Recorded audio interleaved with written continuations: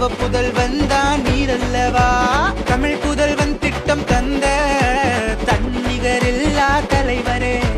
தமிழ் புதல்வன் திட்டம் தந்த முத்தமிழ் அறிஞரின் புதல்வரே.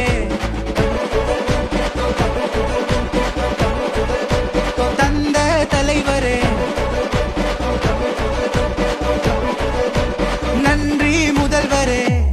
மாணவர்களுக்கும் 1000 ரூபாய் வழங்கக்கூடிய தமிழ் புதல்வன் திட்டம் அது வருகிற ஆகஸ்ட் 9ஆம் தேதி கோவையில் நான் தான் போய் தொடங்கி வைக்க போறேன்.